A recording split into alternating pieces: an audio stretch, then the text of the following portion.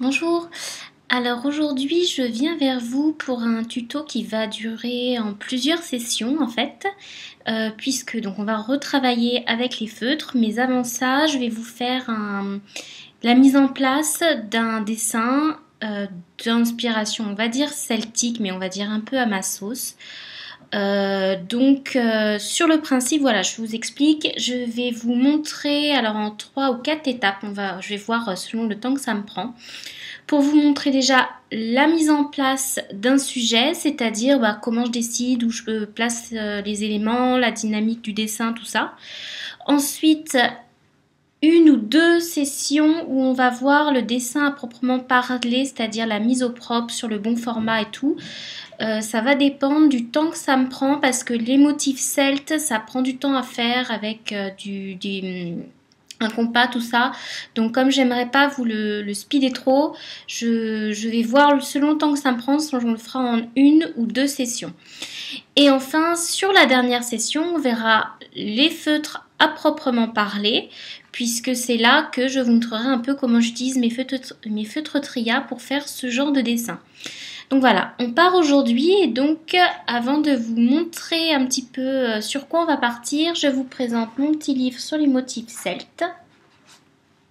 C'est celui-là, alors il est un peu souffert, il est un jour tombé sur ma palette de peinture et il est un petit peu abîmé. Bon, c'est pas grave, l'essentiel c'est que ce qui est l'intérieur soit bien.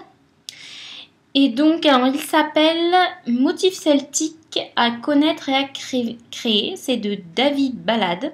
Je vous mettrai l'ensemble. C'est les éditions Ouest France, donc ça doit se trouver assez facilement, peut-être même sur Internet.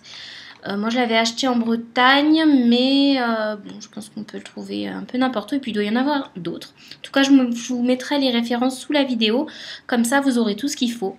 Et donc, l'intérêt de ce petit livre, c'est que non seulement on a plein de modèles avec en plus des exemples de couleurs. Par exemple, vous voyez là, sur un même motif, ce que ça peut donner selon les variations de couleurs. Donc ça, c'est toujours intéressant pour nous aider à créer. Il y a alors, donc là on avait tout ce qui était plutôt spirale, tresquel, on a aussi tout ce qui est frise, entrelac, tout ça.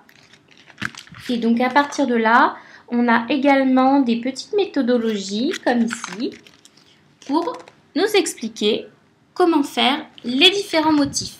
Donc moi quand je fais des choses qui partent un peu sur du celtique, j'utilise les techniques de ce livre qui sont assez pratiques à mettre en place et qui permettent en fait de créer des choses quasiment à l'infini parce qu'en partant d'un modèle, on peut tout remodifier à l'infini. Vous allez voir, c'est assez intéressant et une fois que vous aurez compris le principe, vous pourrez les faire vous-même. Il vous faut seulement un compas. Alors vous pouvez le faire sans compas, mais il faut être doué pour faire des beaux cercles. C'est quand même mieux. Mais moi j'y vais au compas, même à la règle, et ça donne des trucs très sympas.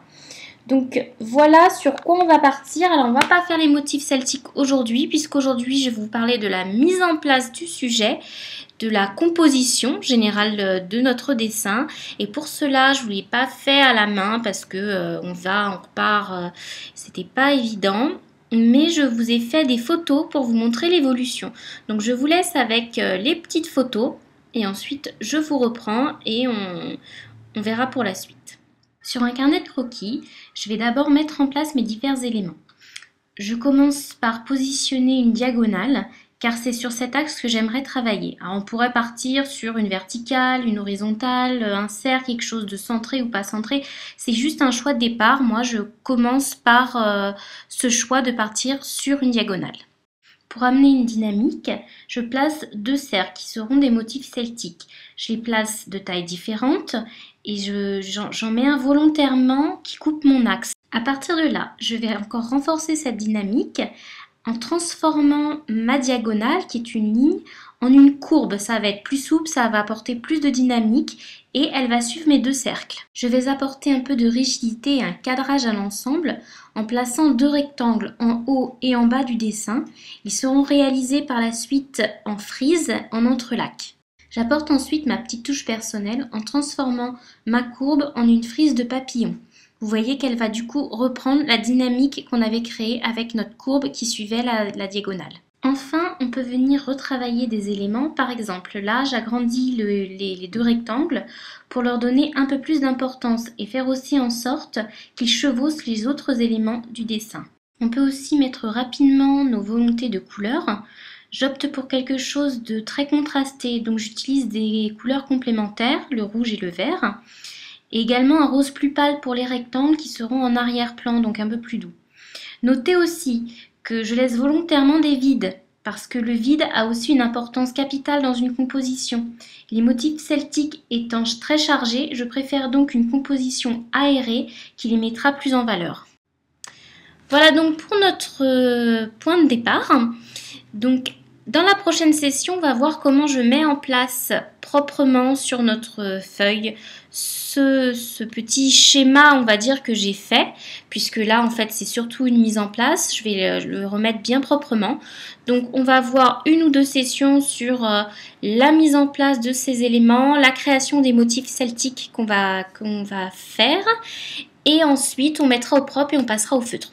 Voilà, je vous laisse là pour aujourd'hui, je vous dis à très vite.